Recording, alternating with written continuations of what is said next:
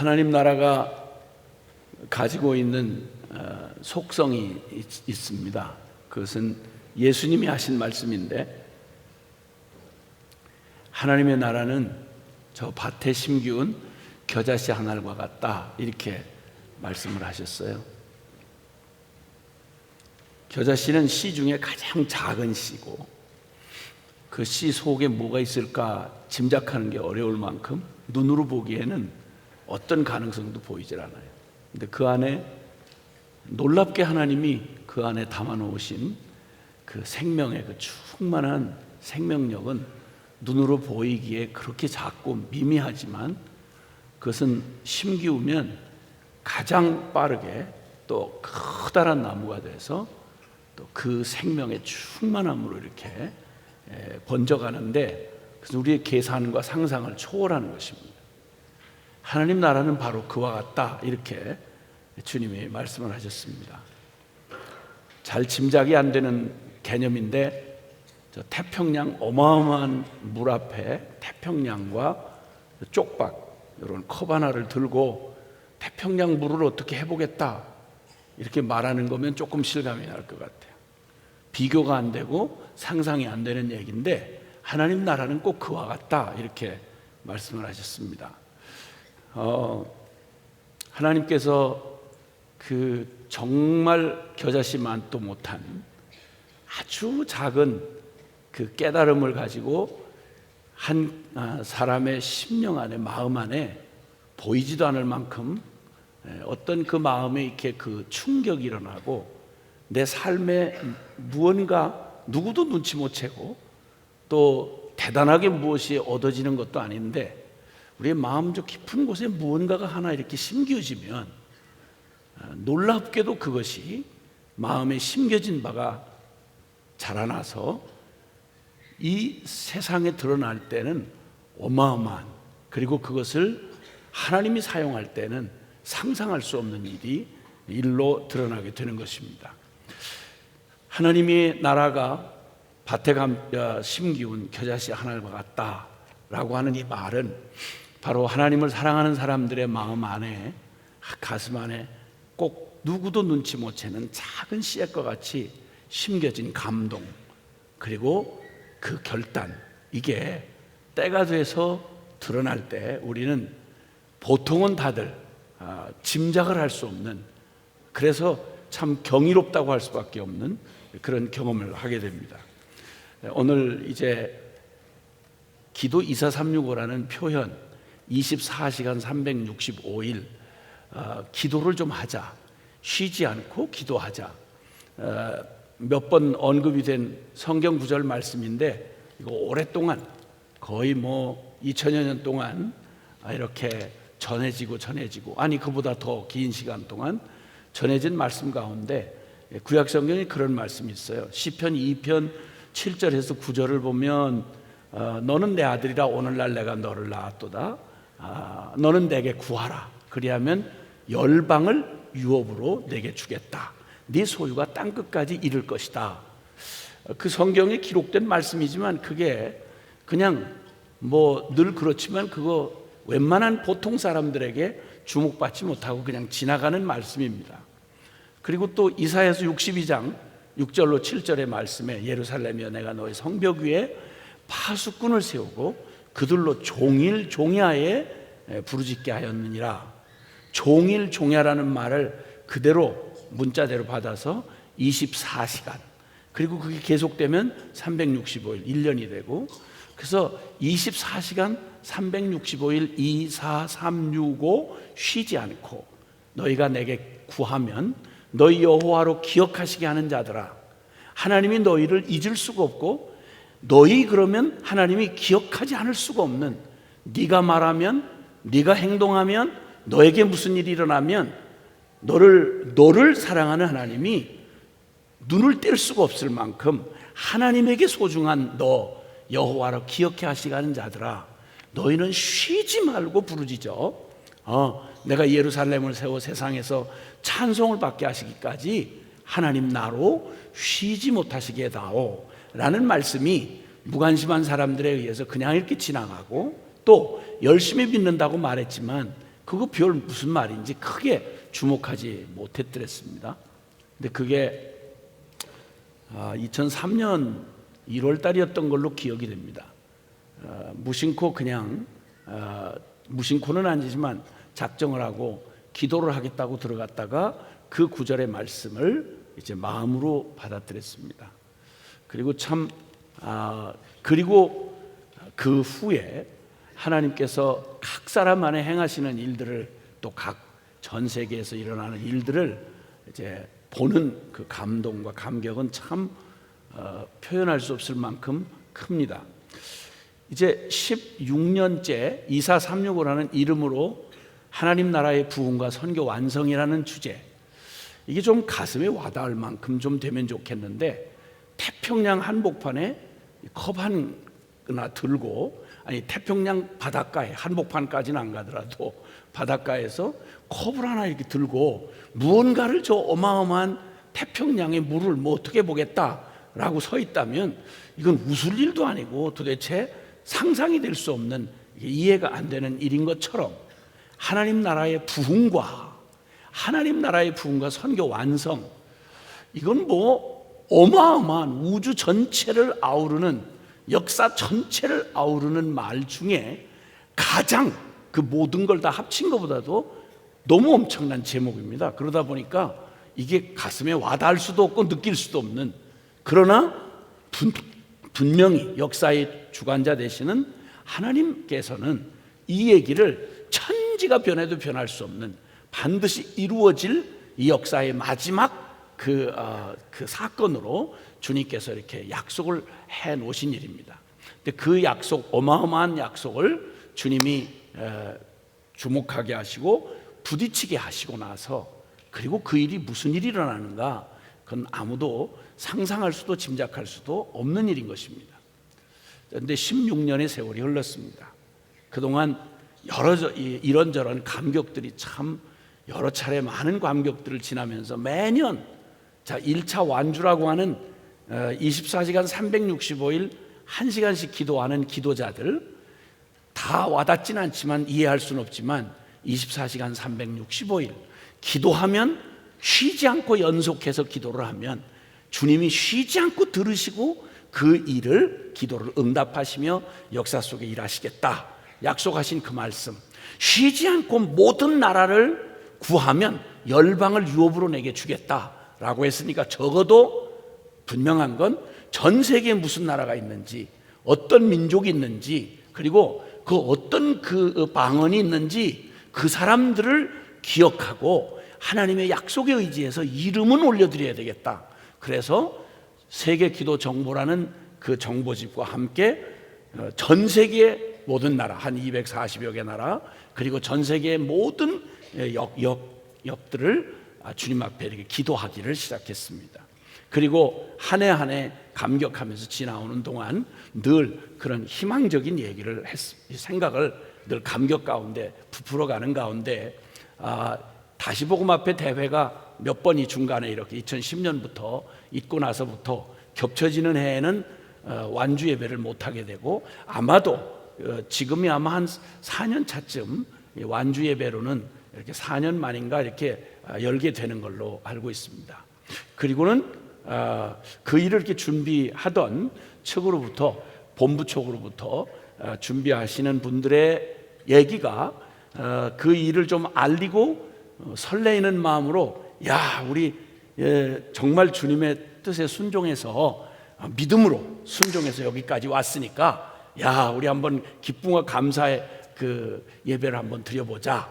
이렇게 해서 기도자들을 초청하면 굉장히 기쁨으로, 그리고 또 너무 정말 너무 기다렸다고, 아니 그동안 왜 연락이 없었냐고, 아이 정말 너무도 무심하시네, 너무 기뻐요, 열일 제쳐놓고 가야죠, 이렇게 이제 막 반가워하고, 그리고 전선에서 만난 전우처럼, 그리고 또 정말 오래 기다리던 무슨 그런 그 정말 반가운 소식 듣고 막 기쁨과 감격으로 그렇게 반응해 줄 걸 기대하고 전국을 이렇게 순회하면서 이제 알리고 돌아온 그 본부의 얼굴은 관에 들어갔다 나온 사람 얼굴이었어요.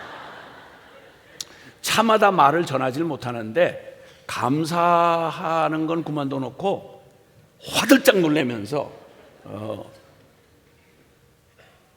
아니 10년이 지났는데도 또 전화를 해요? 10년이 지났는데도 전화를 해요? 이야, 무서운 사람들이네. 그리고는 막 화를 내고 뭐 이런 것부터 시작해서 그냥 순진한 마음으로 기대감에 차서 우리가 믿는 그 일에 이보다 더한 놀라운 일이 어디 있겠나. 그래서 혹시 뭐 좀 마음에 부담이 있더라도 그래도 표현은 차마 그렇게 못하고 그러면 너무 놀라운 일이죠. 언젠가 주님 오실 거예요. 우리가 이렇게 기도를 하고 있는데 우리는 서로 힘을 합쳐서 기도해야 돼요. 돌아서서는 혹시 미치겠네 이렇게 얘기를 하더라도 그래도 본부에서 찾아갔다는데 그래도 기쁨으로 맞이해 줄 줄 알았는데 그랬다는 거예요. 그리고 이제 하다 보니까 어떤 분은 2년 만에 돌아가신 분, 어떤 분은 5년 만에 돌아가신 분, 어떤 분은 또 한 6년은 죽었다가 다시 부활해서 간신히 지금 붕대 메고 이렇게 가끔 이렇게 1년에 몇 번씩 이렇게 하신다는 얘기, 이런 등등의 얘기를 들으면서 그 설레임으로 시작했던 그 감격스러운 기억들을 가지고 있는 저로서는 저기 그래? 물론 뭐 이게 쉬운 일이라고 생각한 건 아니고 그렇긴 했지만 그래? 에이, 그럴 리가. 아니에요. 사실이에요. 그래요? 다시 묻고 하다가 저도 모르게 그 분위기가 저한테 전염이 됐어요. 에이씨, 못 해먹겠다. 에이, 다 죽어 자빠졌네. 뭐 이런 생각이 좀 들면서 쓸쓸한 생각이 좀 마음에 찾아왔더랬습니다. 그리고 저도 생각해 보니까 이렇든 저렇든 저는 말하자면 1팀이거든요. 1팀. 어쨌든 그 알람을 받아가면서 그 복음 앞에 서셔서 이렇게 기도를 하시겠다고 하는 이 낯선, 내 기도도 하기 어려운 사람들한테 온 열방의 이름도 들어보지 못한 나라들을 그 깨알 같은 사전 같은 얘기를 읽어가면서 그걸 기도를 한다는 게 뭐 처음 한두 번은 시도를 하지만 쉽지 않은 사실 뭐 얼마나 많이 경험하고 그렇게 하겠어요? 그런데 그 얘기를 들으면서 기도가 만약에 취사 선택에 할 수 있는 문제라면 별거 아니겠는데 기도를 꼭 그런 식으로 해야 됩니까? 올해는 특히나 제가 두드러지게 공격을 받은 해였습니다. 꼭 그런 식으로 믿어야 됩니까? 왜 이렇게 사람들을 이렇게 몰아붙입니까? 무슨 예수님을 믿는데 왜 이렇게 극단적으로 말해서 편치 않게 합니까? 당신이 그 이단 아니야? 이렇게부터 시작해서 그래 맞아.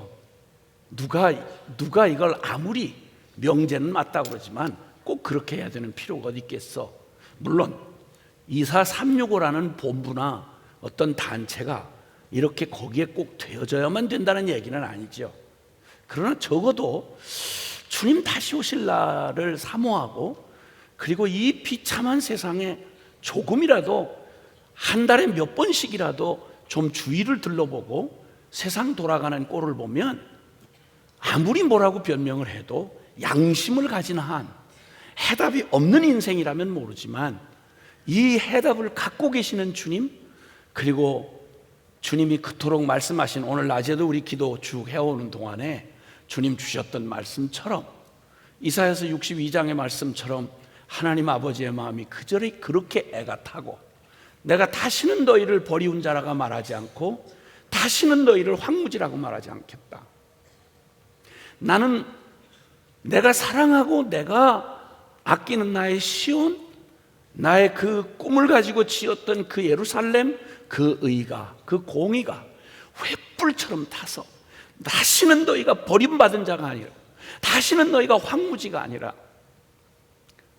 풀 한 폭이 자라오를 수 없을 만큼 거칠고 척박한 버려진 아무도 찾아오지 않는 저 외진 광야의 거친 들판처럼 생기가 하나도 남아있지 않는 저주받은 땅처럼 그런 너의 인생 내가 참아 볼 수가 없다. 나는 너를 나의 면류가 아니고 내 손의 면류가 아니고 너는 신랑이 그렇게 기뻐하며 즐거이 맞이하는 유일한 한 신부로 내가 너를 기대하고 사랑했던 너의 삶이 그렇게 척박한 황무지 같은 버림받은 것 같은 네 모습을 내가 견딜 수가 없다. 나는 너를 꿈꾸던 그날, 너를 창조하기 위해서 내 마음에 꿈을 꾸던 그날, 너를 나의 아름다운 형상으로 짓고 너를 너에게 주고 싶은 하늘에 속한 모든 신령한 복으로 너를 아름답게 장식하고 세상에서 가장 행복한 가장 최고의 존귀와 사랑을 받는 신부로, 그것도 하나님의 신부로, 그리고 하나님의 거룩한 아들 딸로 내가 너를 꿈꾸고 너를 창조한 내 마음에 내가 어디까지 떨어졌든지 어디까지 멀리 너의 잊혀져 있든지 상관없이 나는 너를 향한 나의 마음은 쉴 수가 없고 너를 찾아서 내가 바로 너에게 주고자 했던 그 영광을 보는 그날까지 넌 내 손에 아름다운 면류관처럼 보석처럼 홑시바요 뷸라처럼 그렇게 회복되는 날까지 나 여호와는 멈출 수 없어. 그 일을 위해서 내가 쉬지 않고 하고 싶어. 그러니 나의 이 사랑을 받은 너희는 너희 여호와로 기억하시게 하는 자야. 내 아들의 핏값 치르고 산 너희야. 너의 모든 세월을 다 망가진 너의 삶을 다시 조성해서 진흙한 덩이를 갖다가 그 놀라운 그 도공의 손에서 빚어지듯이 내 마음 안에 꿈꾸던 나의 사랑 모두를 경험한 바로 너여, 쉬지 말고 부르짖어서 너를 향했던 내 사랑 알지 않니? 이 땅의 이 고통스러운 이 모습들을 향한 내 마음을 네가 알지 않느냐? 그래 나를 위해 기도해 줄 수 있겠니? 쉬지 말고 부르짖을 수 있겠니? 라고 이렇게 말을 했다면, 아무리 주님의 마음을 그래도 조금이라고 안다면, 그래도 주님의 그 핏값을 받아가면서 구원받은 하나님의 사람이라면, 그래도 주님 앞에 잊혀졌던 한 죄인이 구원받아서 그 가슴 떨리던 그 주님의 구원받은 첫사랑의 그날에 감격이 있는 사람이라면, 아무리 힘들고 지치다가도, 아무리 못해 먹겠어서 때려치우고 싶다가도 주님의 그런 말씀이 하나 이렇게 쿵 하고 걸리면 다른 사람은 다 그냥 지나갈 수 있는데 그 사람만큼은 무슨 짓을 하다가도, 아무리 기가 막힌 일에 내 마음이 눌려 있다가도 그 말은 그냥 못 지나가는, 왜냐하면 그 말은 다른 분의 말이 아니라 그분의 마음을 알아들을 수 있는 나는 그걸 알아듣고 지나칠 수 없는 말을 들은 사람이라면, 혹시 잊고 있다가 부담스러웠다가도 그 얘기가 턱 걸리면 그러면 금방 반응이 될 텐데, 물론 충분히 이해돼요. 나도 낙심이 될 때는 나도 막 어떤 때 막 이 앞이 보이지 않을 만큼 어떤 사건에 이렇게 부딪혀 있을 때는 여유가 없죠. 그리고 제가 하는 반응이 다 정신 차린 반응만 하는 건 아니겠죠. 그래서 그것이 다 진심이라고 생각은 하지 않지만, 어쨌든 그게 적잖은 우리의 기도자의 현실이라는 사실에 대하여 얘기를 들으면서 마음이 한편 좀 그랬더랬습니다. 그때 오늘 주님의 주시는 말씀을 그때 주님이 주셨어요. 그래서 다시 그 말씀을 보면서 하나님 앞에 여러 가지 생각을 많이 했더랬거든요. 그래, 나 혼자 믿는 예수도 아닌데 뭘 그렇게 소리소리 지르고 뭘 그렇게 사람들을 쪼아붙이고 그렇게 밀어붙이고 극단적으로 말하고, 그래 나도 지나쳤었나? 그래서 내나 조용히 그렇게 믿으면 그만이지, 뭘 그걸 그렇게 눈을 부라리고, 크지도 않은 눈 가지고 눈을 부라리고 사람들을 들으면 그냥 부담이 되고, 아예 안 해도 부담이 되도록 그렇게 막 2436원이 뭐 이런 소리라고 떠들고 돌아다니고, 그렇게 막 그냥 뭐 또 막 그렇게 뭐 진리가 결론이 되라 뭐 어째라 뭐 복음면 충분하다 예수면 다다 뭐 이러면서, 아니 그렇게 저나 혼자 조용히 이럴 일이지 가지나 살기 어려운 사람들에게 다 나름대로 다 독특하게 다 나름대로 다 진지하게 다 사는데 왜 이렇게 저 혼자 믿는 것처럼 소리를 질렀나? 그러니까 이단이라고 그러지. 아유 그랬구나. 아유 나도 그 소리 듣기에 싸구나. 이런 말도 하고, 그러다 마침 또 조용히 주님께서 떠들 수 없도록 발목이 똑 부러져 가지고 한 두어 달을 이렇게 누워서 이렇게 이제 하늘을 바라보는데 그렇게 겸손하게 바라볼 수가 없는 거죠. 이렇게. 그래서 이렇게 주님 앞에 그냥 오직 주님만 주목하도록 그렇게 만드신 시간을 보내면서 그저 작은 고통과 작은 아픔에도 그리고 이렇게 지나가는 그런 시간들을 보내면서 얼마나 많은 분들의 마음 안에 이런 과정들을 겪었겠나라고 하는 생각도 하면서 이런 마음 저런 마음이 오고 가던 끝에 주님이 이 말씀을 주셨습니다. 그래서 이 말씀을 참 16주년이 아마 되는 것 같아요. 16차 완주 예배가 되는 것 같아요. 지구를 16번 도른 16년 만에 2003년부터 지금 이 즈음에 이르러서 16년 만에 이르른 완주 예배에 주님 또 저의 마음도 그렇고 또 기도자들도 그렇다는 이야기와 함께 주님 앞에 꼭 라는 말씀 한번 받고 싶어서 사모했는데 주님이 주셨어요, 말씀을. 그래서 그 말씀을 함께 좀 이렇게 나누려고 합니다. 미가서 7장입니다. 미가서 구약성경 미가서 7장 말씀입니다. 미가서 7장 7절부터 우리 13절까지의 말씀을 우리 함께 한 목소리로 같이 보시겠습니다. 미가서 7장 7절부터입니다.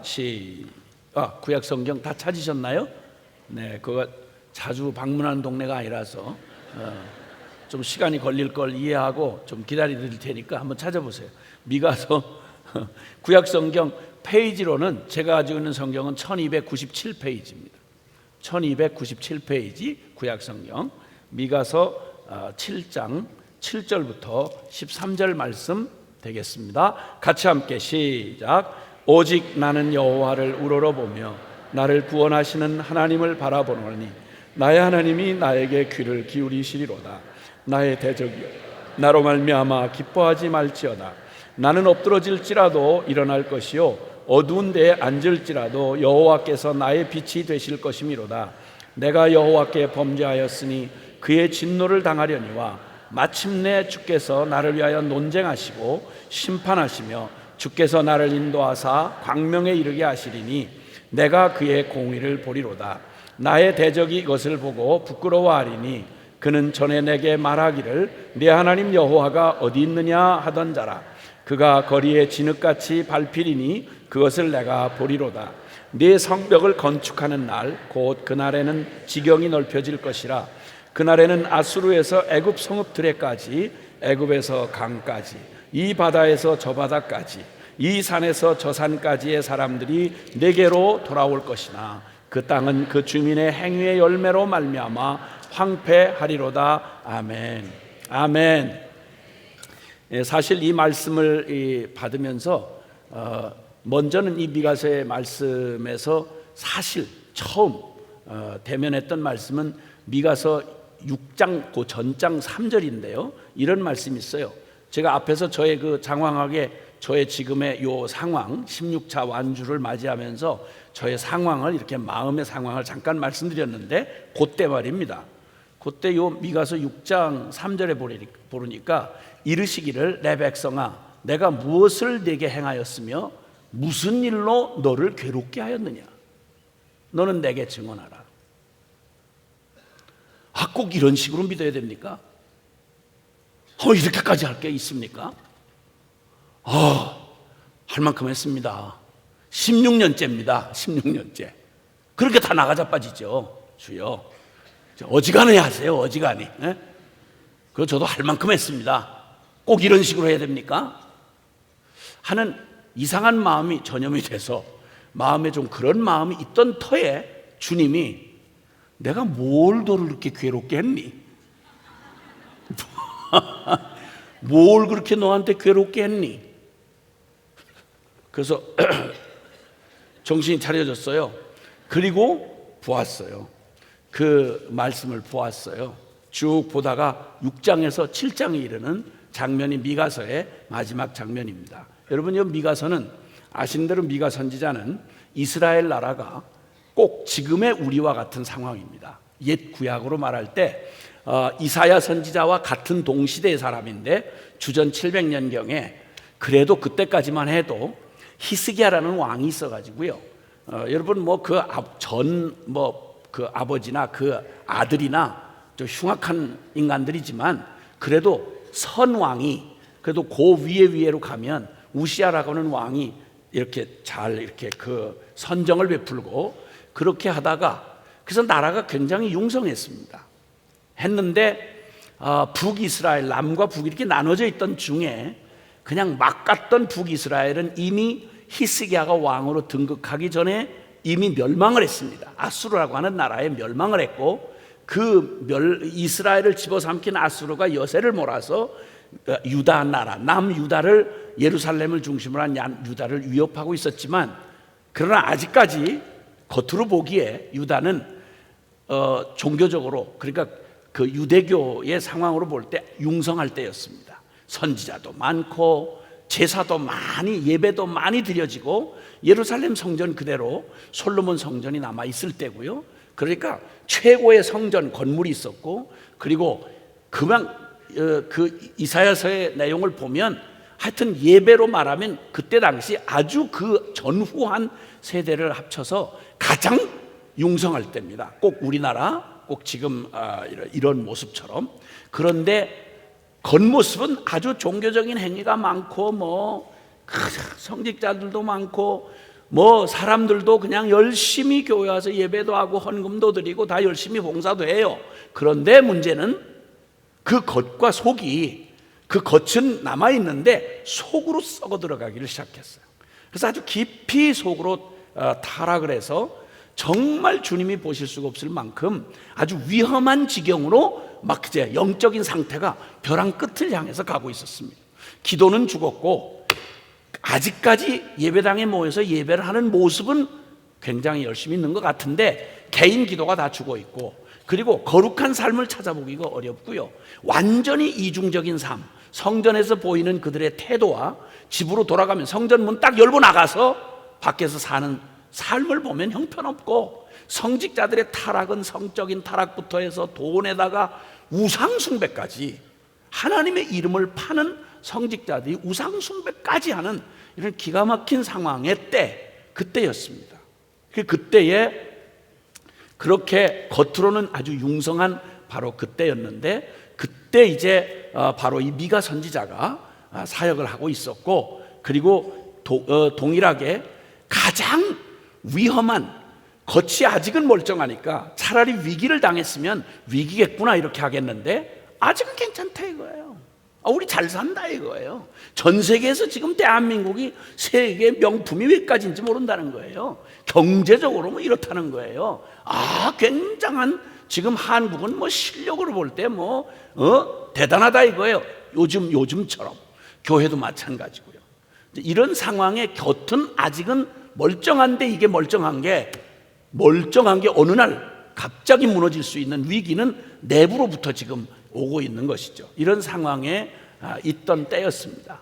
그때에 바로 그 주님이 주시는 말씀, 그 말씀이 바로 이 미가가 받은 예언의 말씀이고 거의 이사야서와 구조가 비슷합니다. 그래서 심판의 메시지와 함께 구원에 관한 메시지, 구약의 복음서라고 할 만큼 이사야서와 또 이 미가서는 그 시대가 아주 주님의 그 심판의 경고가 가장 강력하게 외쳐지던 때였고 왜냐하면 자극을 안 받으니까 왜 자꾸 말은 하래 자꾸 이런 소리를 하고 얘 뭐 어땠다고 그러는 거야?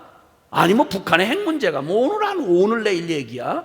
날마다 해오던 얘기인데 뭐 자꾸 이렇게 호들갑을 떨고 난리야? 이러다 그냥 지나가겠지 뭐. 70년 잘 살아왔기 때문에 지금 대한민국 사람들에게 위기감을 느끼게 해줄 근거가 없어요. 성도들에게 지금 몇십 년을 흐드러지게 한 성도들에게 뭐 천안함이 어떻게 됐고 뭐 연평도가 포격을 당하고 뭐 내부가 어떻고 동성애가 어떻고 별소리를 다 해도 그래도 꿈쩍도 안 해요. 충격이 될 만도 한데 이 정도면 충격이 될 만도 한데 이 정도면 돌이킬 만도 한데 꿈쩍을 안 해요. 하도 관성이 생겨서. 이게 위험한 거죠. 바로 이때가 바로 그런 때였어. 그러다 보니까 심판의 메시지와 함께 심판의 메시지가 워낙 두렵고 워낙 그 가혹한 그런 심판의 메시지가 주어지다 보니까 거기에 반하는 하나님의 회복의 메시지도 역시 아주 정말 주옥 같은 주님의 마음이 담겨진 그런 회복의 그런 메시지가 정말 애절한 하나님 아버지의 사랑과 우리를 끝내는 궁극적으로 하나님이 회복하겠다는 메시지가 같이 이렇게 엮어져 가지고 그렇게 쓰여진 그 성경이 이사야서이기도 하고 또 미가서이기도 합니다. 어쨌든 이 미가서의 결론을 이렇게 바라보면서 저는 생각을 해봤습니다. 여기서 내가 무슨 일로 너희를 괴롭게 했느냐? 오직 믿음으로 살아라. 주님의 나라를 사모해라. 주님의 그날이 오도록 쉬지 말고 기도해라. 주님이 그 간절하게 말씀하셨던 내용들, 그 내용을 그대로 전하는 게 너무 어려운 시대가 됐어요. 왜 저런 식으로 말을 하나? 꼭 그런 식으로만 믿어야 믿는 거야? 라고 하는 말 앞에 직면하지 않을 수가 없었어요. 그냥 복음대로 살자고 했는데 완전 성화를 주장했다고 그러고 이단이라고 그러는 거예요. 뭐 이런 시비가 그냥, 아니 성경을 가장 정통으로 믿고 가르친다는 교단에서 그러니까 그 말 그대로 받아서 그대로 했는데 어떻게 성경 내용을 그걸 그대로 현실에 똑같이 얘기하냐 이거예요. 현실이 얼마나 지금 복잡해지고 정신없이 사는 게 힘든데 그런 말을 하냐 이거예요. 그 말 속에는 작작 좀 괴롭히세요. 얼만큼 해야 돼요? 이만큼 했으면 된 거 아니에요?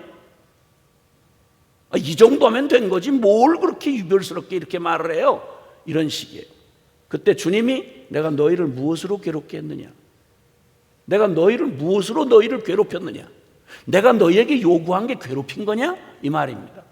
자, 이래서 사실 여기 지금 이 백성이 지금 이 말을 들어야 하는 이 백성이 어떤 백성인고 하니 사실 그 믿음의 조상 아브라함을 통해서 하나님이 아브라함의 언약을 하신 백성이 이스라엘 백성이 됐잖아요.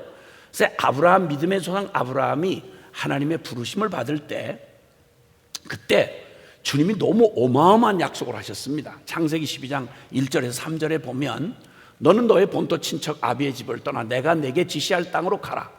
내가 너로 큰 민족을 이루게 하겠고 내 이름을 창대케 하리니 모든 족속이 너로 말미암아 복을 얻으리라 라고 주님이 약속을 하셨어요. 얘기를 간단히 정리해서 말하자면 내가 너를 복의 근원을 삼겠다. 아브라함한테. 그저 평범하게 내 한 인생, 내게 주어진 일생을 그저 밥 벌어 먹고 마시고 시집가고 장가가고 사고 팔고 뭐 이렇게 그저 주어진 삶을 먹고 지탱하고 살다 죽는 일도 바쁜데 나 한 몫을 살기도 바쁜 사람을 갑자기 어느 날 하나님이 그 인생에 딱 만나셔가지고 불러내시더니 너 지금까지는 네 힘과 네 통박으로 네가 주인돼 살아왔지만 너 그거 인생이 사는 게 다 인생이 아니야. 넌 내 부르심을 따라 오직 나로 말미암아 사는 삶으로 내가 너를 인도하겠어 라고 믿음의 조상이 되게 해서 끌어내신 사건, 그것이 그리고는 복의 근원을 삼아서 너만 복 받는 정도가 아니라 너를 통해서 온 열방 모든 민족이 너를 통해 복을 받게 될 것이다, 구원을 받게 될 것이다, 이렇게 어마어마한 말씀하셨어요. 상상도 안 되는 얘기를 하셨어요. 내 개인의 삶을 이것도 하나 끝까지 잘 갈 수 있을지 불안한 삶인데 어떻게 먹고 살지? 어디로 가야 되지? 애는 어떻게 낳아? 학교 어떻게 보내? 매냥 먹고 사는, 그냥 태어나서 주어진 운명을 이거 유지하다가 죽는 것도 바쁜 그런 더 이상 생각을 못하고 사는 인생인데 나를 불러다가 너는 너 하나 간신히 살아남는 자가 아니라 복의 근원을 삼겠고 너로 말미암아 모든 열방, 존재하는 모든 세계의 모든 열방의 모든 민족을 너를 통해 복을 주겠다라고 주님이 말씀하셨으니까 꼭 쪽박 가지고 태평양 물 뜨려고 바닷가에 선 것과 똑같단 말입니다. 하늘나라의 원리가 아니고는 이해할 수 없는 말입니다. 겨자씨 하늘과 같다. 밭에 심기운 겨자씨 하늘과 같다. 그래서 이렇게 그는 그럼 이 약속을 받을 때 아브라함은 어떤 사람이었느냐? 이 말이 좀 괜찮을 만큼 보여질 만한 그런 사람이었느냐? 아니죠. 지금 이 말씀을 주님이 아브라함에게 약속을 하실 당시 그는 자기가 살던 고향 땅 갈대아 우르라고 하는 그 당시에 오늘날로 말하면 서울 같은 도시죠. 갈대아 우르라고 하는 도시를 떠나서 그냥 떠돌아다닌 떠돌이 개인 한 사람이에요. 그리고 하란 땅에서 그 약속을 받을 때가 나이가 75세 때였어요. 갈대아 우르를 떠난 후에 본격적으로 주님의 믿음의 삶이라고 말하는 그 믿음의 삶을 시작한 때가 75살이에요. 지금보다 조금 더 살 때라고 해도 젊을 때는 아니거든요. 75살에 땅 한 평 없었어요. 땅 한 평 없고 조직 하나 없었어요. 그리고 자식도 없었어요. 그리고 자기 땅이 아니고 낯선 이방 땅이에요. 이국 땅에 아무런 근거도 없고 내일 일은 난 몰라요 그러고 그냥 아무런 근거도 없이 오늘은 이곳 내일은 저곳 이렇게 떠돌아다니는 근거 없는 나그네에 불과했어요. 근데 이런 아무런 근거도 없는 저 별 특별한 뛰어난 위인도 아니에요. 똑같은 약점을 가지고 있는 죄인이었어요. 통밥과 상식을 가지고 살아가던 평범한 인간이었어요. 그런데 그 사람을 불러다가 주님이 뭐라고 그런 거 아니? 부르신 하나님과 응답한 그 개인 인간 사이에 하나님이 하신 이 얘기는 말이죠, 겨자씨 하나를 가지고 온 세상을 다 충만하게 덮어라, 이런 말과도 비교할 수 없을 만큼 불가능한 얘기였어요. 이것은 하나님의 전능과 주권을 믿는 오직 절대 믿음이 아니고는 지금 아브라함을 불러서 얘기하시는 아브라함과 하나님 사이에 이 얘기는 성립이 안 되는 얘기예요. 근데 그걸 지금 성경이 가장 중요한 핵심, 성경의 핵심 사건으로 지금 창세기 12장에 아브라함 언약이라고 지금 해놓은 거예요. 그래서 우리는 믿음의 조상 그럴 때 아브라함을 믿음의 조상이라 그래요. 그가 살아갔던 그가 믿음의 삶이 바로 우리가 하나님으로부터 초청받은 너 믿음의 삶을 살아라. 지금까지는 믿음하고 상관없이 살았는데 이제부터는 믿음의 삶으로 살아라. 이래서 거듭나가지고 하나님에게 속한 백성이 되어 신앙생활이라고 시작한 게 바로 똑같은 농도로 아브라함을 불러서 주셨던 농도와 똑같은 농도로 부름을 받았다 해서 우리는 믿음의 후손들, 믿음의 조상 아브라함 이렇게 말합니다. 아시겠지만 여러분, 이때로부터 말이 그렇지 아브라함이 살아가는 건 꿈 속에 있는 가상 현실이 아니고요, 실제 현실입니다. 저와 여러분처럼 온도 1도만 차이가 나도 춥고 덥고 느끼는 육신을 가지고 이 세상 시퍼렇게 세상의 그 구조가 조직이 힘이 역사하는 세상 한복판에 살아가는 현실 속의 사람이에요. 가상인물이 아니고요.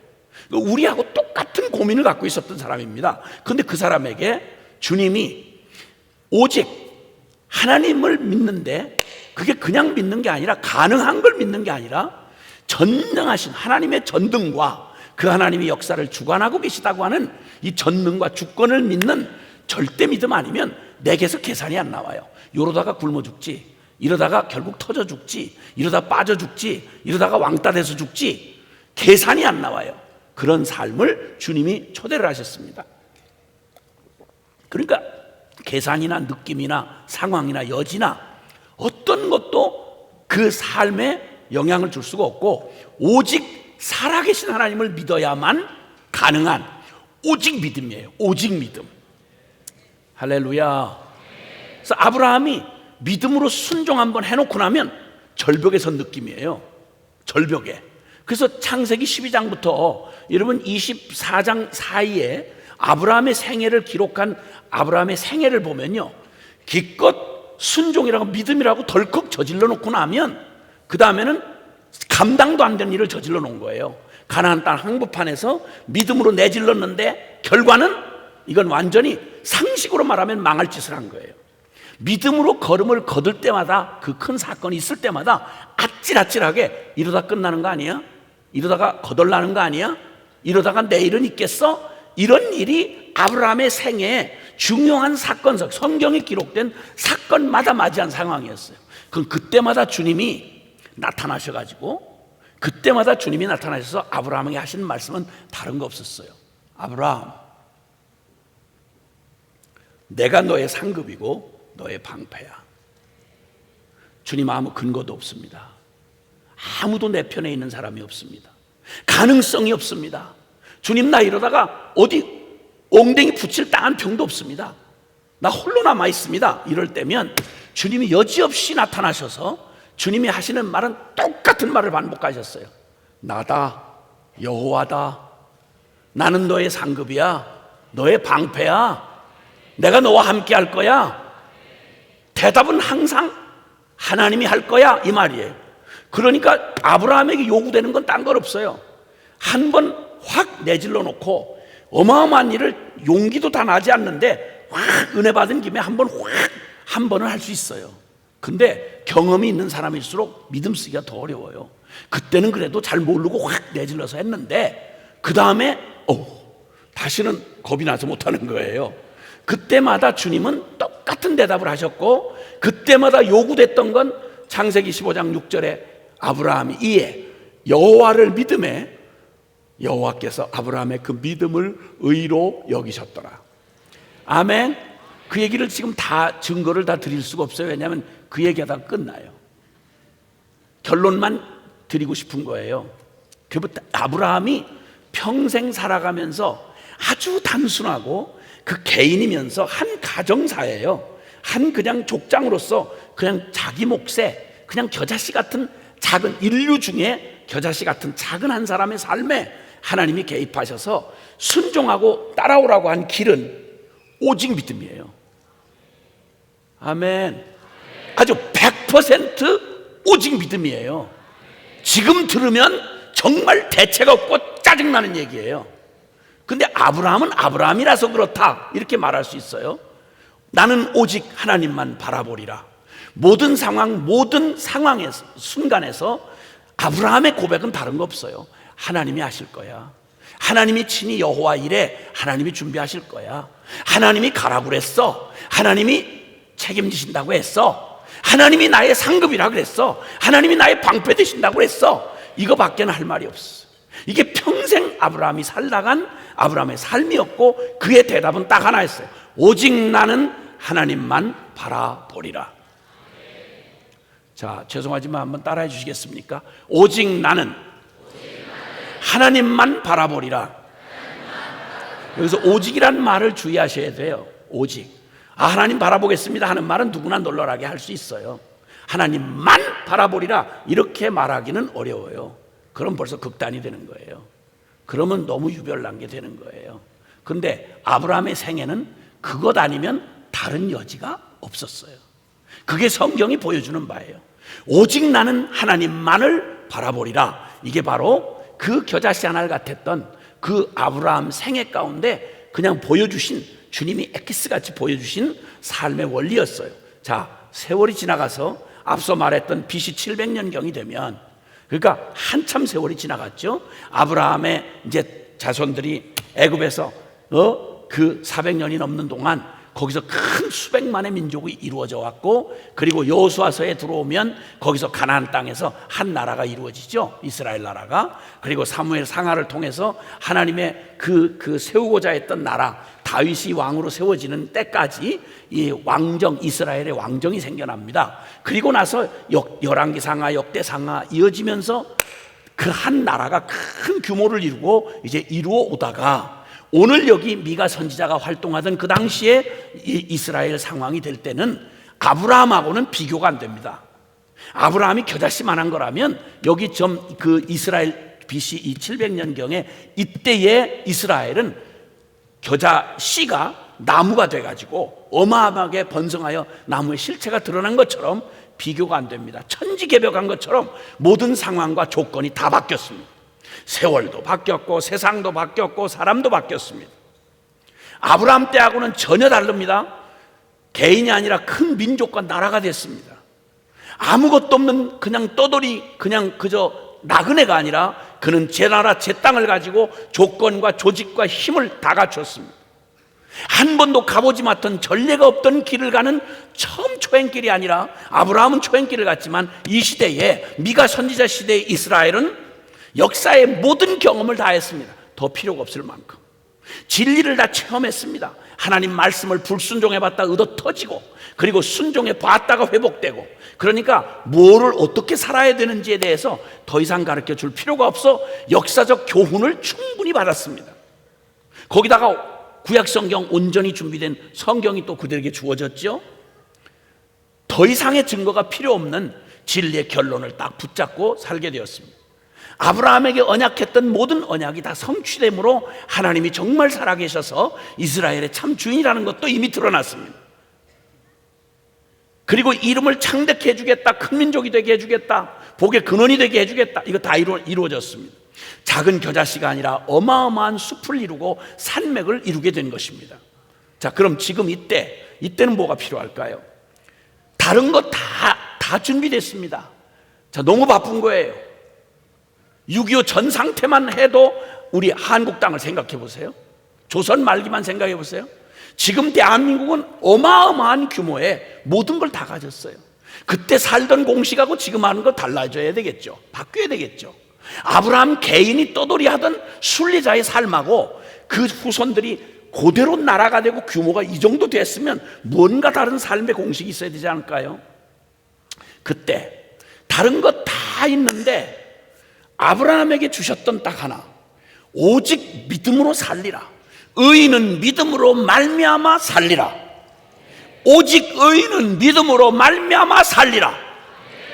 천지가 개벽을 하고 아무리 세상이 바뀌고 사람이 바뀌어도 살아계신 하나님이 계시고, 그리고 이 역사를 주관하신 주님이 오늘도 지금도 변하지 않는, 우리의 의복은 바뀌고 생활 환경은 바뀌었어도 이 땅에 그냥 대강대강 살다가 그저 먹다가 죽고 그냥 죄값으로 멸망해 가는 인생이라면 몰라도 적어도 하나님의 거룩한 하늘의 부름을 받고 살면서 주님의 그 축복 하나님과 동행하며 살아가는, 하늘의 복을 누리며 살아가는 삶의 원리는 겨자씨 같은 아브라함 때나, 그리고 이 이스라엘이 다 나라가 된 지금 이때나 동일하게 오직 하나님을 믿는 믿음으로 살아야 되는데, 그 변함없는 하나님의 말씀은 이제 다른 건 다 있는데 이 믿음, 요 생명 같은 아브라함이 생명같이 붙들었던 오직 믿음으로 살리라 하는 이 믿음은 내버린 시대가 됐습니다. 그때 하나님이 이 백성을 다른 건 다 있는데 모양 다 갖췄어요.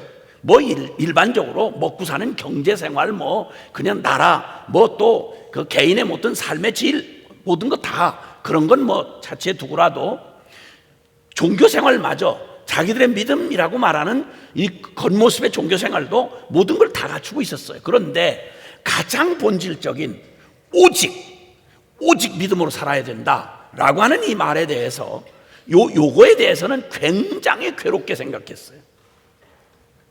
아니, 세상이 이렇게까지 바뀌었는데, 이렇게 좋은 세월인데 꼭 말씀대로만 살아야 됩니까?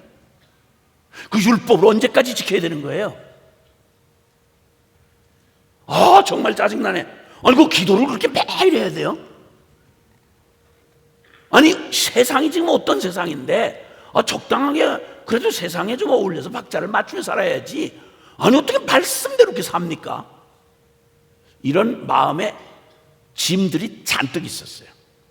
그러니까 하나님을 괴롭게 생각해요. 예배에 대한 요구를 아주 싫어해요.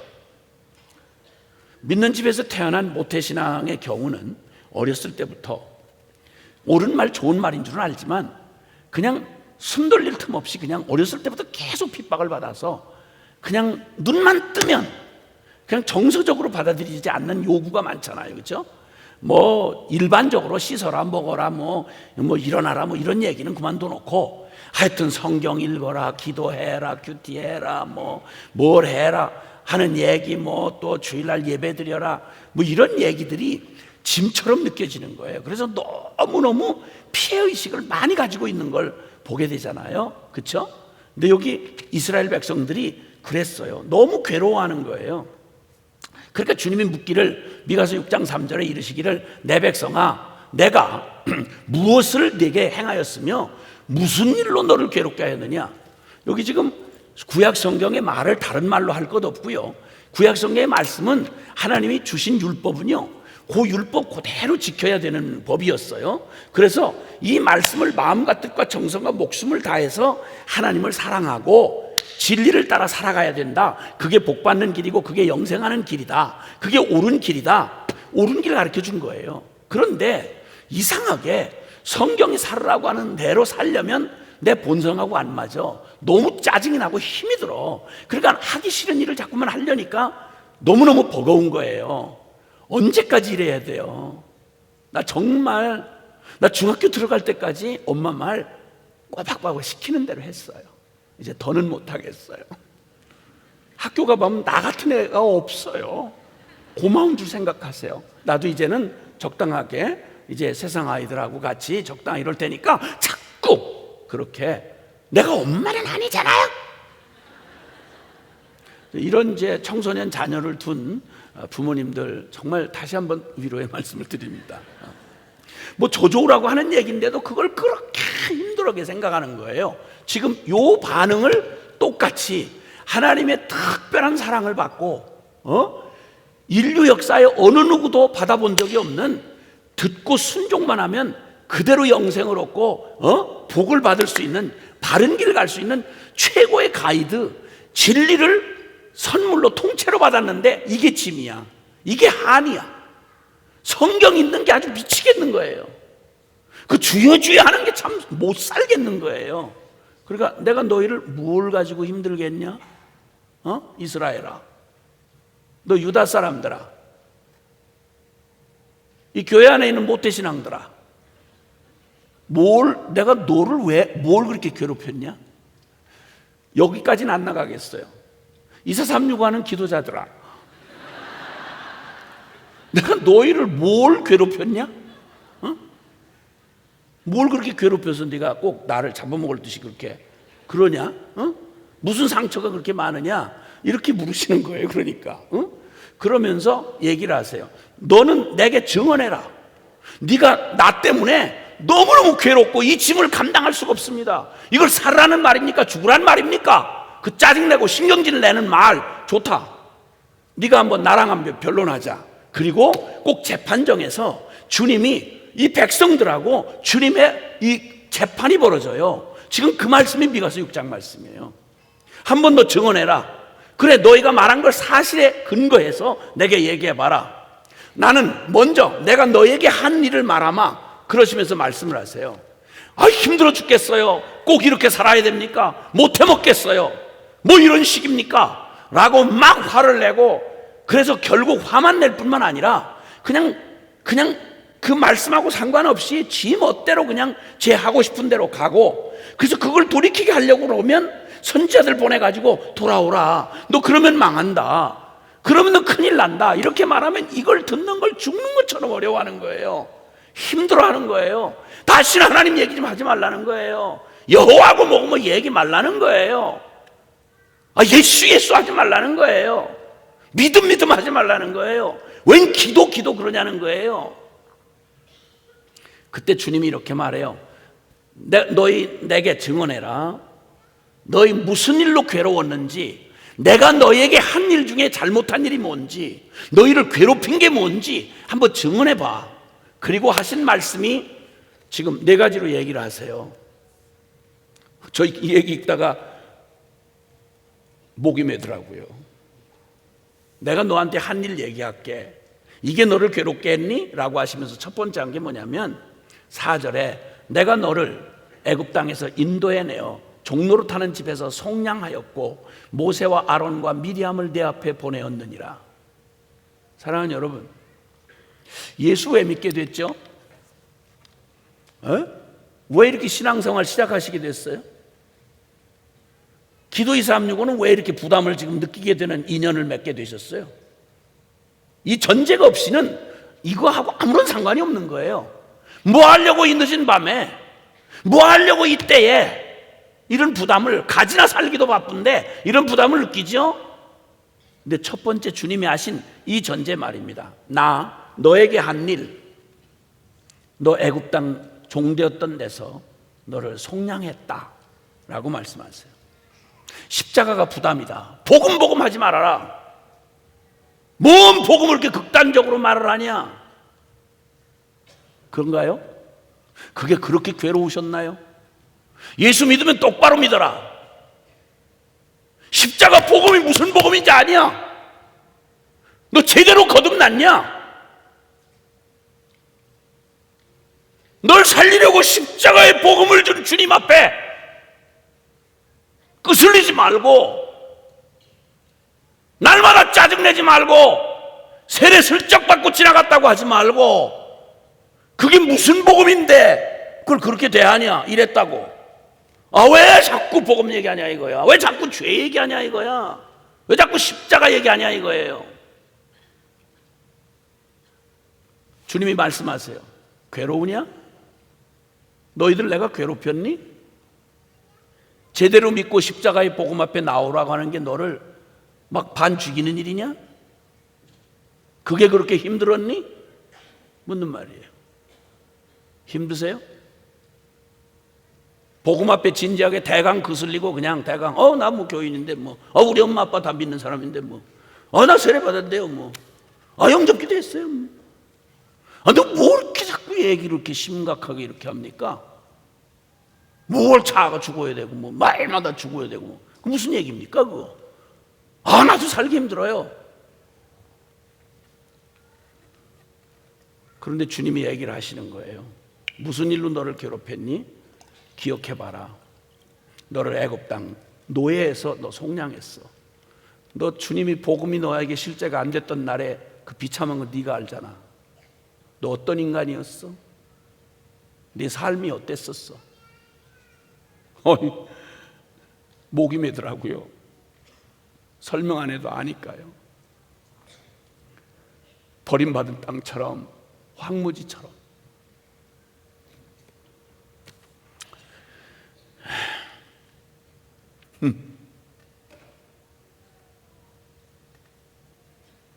어떤 비참한 가운데서 우리를 건져내셨죠?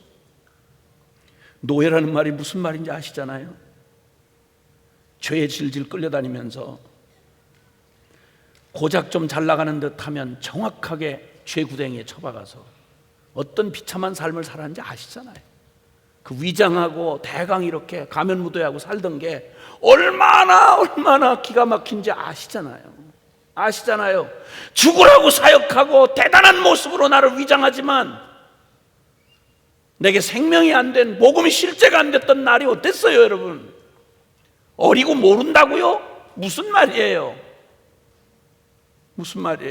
죄의 종로를 탈 때, 하나님 없는 고아처럼 살아갈 때 그 비참한 외로움과 그 비참한 영적인 그 갈망과 그 문둥병과 말할 수 없는 괴로움 가운데 시달리던 우리를 울어도 애를 써도 안 되고 결심하고 혀를 깨물어도 안 되던, 그래서 결국은 바뀔래야 바뀔 수가 없는 오호라나는 곤고한 사람이라, 진지한 사람이면 진지한 사람대로 죽을 만큼 애를 썼었고, 대강대강 사는 사람은 대강대강 산 대로 엉망진창 죄 그냥 퍼질러 내놓고, 고작해야 술 처먹고 고작해야 마약하고 고작해야 자기 의에 미쳐서 자기를 헛된 위장으로 하면서 그걸 위안하지만, 여러분 알잖아요. 혼자 있는 밤에 그 외로운 시간에 변명할 수 없는 가면 무도회 끝나고 나서 그 가면 벗어던지고 나면 여러분 모습이 어땠는지 아시잖아요. 천하의 어떤 것도 위로가 될 수 없었던 그 비참한 그 죄의 노예에서 나는 너를 속량했다. 어떻게? 속량이란 말이 무슨 말인지 아시잖아요. 영원한 죄값을 영원히 해결하시려고 하나밖에 없는, 하나님의 하나밖에 없는 아들을 내어 주어서 어떻게 언어를 표현할 수 있고 이 말에 같이 대입시킬 만한 무슨 말이 있겠어요? 어떤 개념이 있겠어요? 내가 너를 속량했다고, 값을 주고 샀다고, 내가 너를 살려고 내 아들의 생명값을, 내 아들을 잡으면서 너를 샀다고, 예수 피값 주고 너를 살게 했다고, 네 저주받은 삶을 끝을 내려고 십자가에서 갈보리 언덕에 내 아들을 버렸고 너에게 영원히 죄에 매이지 않는 영원한 삶을 살게 하려고 부활의 새 생명 되시는 주님이 네 안에 사는, 하나님이 죄인인 내 안에 성전 삼아 사시는 상상도 할 수 없는 일을 내가 행한 것, 그게 바로 속량하신 일이라고. 그게 너를 괴롭게 했니? 만약에 분명한 주님의 복음을 만나서 거듭난 경험이 있으시고 그리고 주님 나라의 백성임을 확신하시는 분이라고 하면 여러분 이 질문 앞에 아마 더 할 말이 없을 거예요. 그렇죠? 주님 만났던 첫사랑의 그날 말입니다. 그때 우리 마음 안에 무슨 고백이 일어났나요? 주님, 나 아무것도 필요 없어요. 주님, 나 아무것도 필요 없어요. 주님이면 충분해요. 주님 외에 아무것도 보고 싶지도 않고 세상과 나는 간 곳 없고 구속한 주만 보이도다. 찬송가 가사잖아요. 날마다 듣던 그 말씀 또 들려주시오. 또 들려주시오. 날 사랑하심, 날 사랑하심 성경에 써있네. 두 번째는 주님이 말해요. 모세와 아론과 미리암을 통해서 인도해 주셨다고요. 속량해 주신 것뿐만 아니라 인도해 주셨다고요. 구원해서 그 기가 막힐 애굽의 저주받은 죄에서, 그 저주받은 노예에서 건져내신 다음 그 기가 막힌 우여곡절을 겪는 동안 절대 그들을 홀로 두지 아니하시고 모세와 미리암과 아론을 통해서 인도해 주시고 사람 지도자를 세워 인도할 뿐만 아니라 구름기둥, 불기둥, 성막과 율법과 보혜사 성령 주시고 진리의 말씀 주시고 주의 일꾼들과 증인들을 두셔서 어느 한 곳도 잘못 갈 수 없도록 주님이 우리를 늘 근실하게 우리를 지켜주시고 깨닫게 해주시고 책망해 주시고 이끌어 주시고, 누가 무슨 종노릇을 하면서 우리한테 아니 월급을 준 비서를 둔들 누가 그렇게 나를 근실하게 지켜주겠냐고요. 하나님이 보혜사가 되셔가지고 유모처럼 나를 그냥 온통 밤낮으로 나와 함께 나를 지키시며 보호하시고 인도해 주신다는 말, 세상에 돌이켜보면 어떤 순간도 그 은혜 없이 그렇게 해서 너희가 헷갈리지 않도록 잘못 갈 수 없도록 망하지 않도록 그렇게 너희를 인도했다? 그게 괴로웠니? 그게 괴로웠어? 그렇게 힘들더나?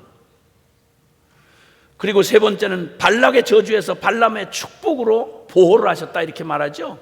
여러분 그 모압들에 가 있을 때, 이스라엘은 모르고 있을 때, 죄짓고 앉았을 때 하나님은 발락이라는 왕이 저주를 퍼부려고 발람이라는 선지자를 통해서 이스라엘을 저주하게 하려고 초청을 해다가 별 수작을 다 쓰고 있는데, 우리 작은 멀쩡히 아무것도 모르고 있는데 영적 세계에서 지금 우리를 멸망으로 끌고 가려는 그 수작이 벌어지고 있는데, 그때 하나님은 그 순간에 우리가 알던 모르던 우리는 널널하게 그냥 제멋대로 지 삶을 사는데 하나님은 졸지도 주무시도 아니하고 우리를 지키시면서 발람의 저주를 축복으로 바꾸셨잖아요. 아멘. 하나님의 이 은혜가 없었더라면, 주님의 이 보호하심이 없었더라면, 그리고 그 무서운 아말렉의 그 잔인한 아말렉의 그 도전 앞에서 주님이 그들을 보호하시고 그 원수들을 막아 보호해 주셨던 거 말이죠. 네 번째는 시딤에서 길갈까지 주님이 너희를 이끄신 걸 기억해라. 시딤에서 길갈까지 주님이 광야의 노정을 걸어가는 동안 그들이 만나는 모든 상황 속에 공급해 주시는 만나와 반석의 생수와 메추라기, 그리고 어떤 것도 모자람이 없도록 옷도 헤어지지 않고 발도 부르트지 않게 공급해 주신 것, 지금까지 지내온 것, 주의 크신 은혜라. 우리가 다 생각 못한 순간에도 주님이 졸지도 주무시도 아니하시고 우리를 지켜주지 않았으면, 아시잖아요, 우리 곁에 떠나간 사람들 다 우리보다 똑똑하게 살던 사람들이에요. 우리가 뭐 굉장히 잘 관리하고 내가 날 지켜서 여기까지 이렇게 존재한 사람 없잖아요. 사고도 나 보니까 솔직히 사고 당한 사람한테 마음으로 그러니까 조심 좀 하지.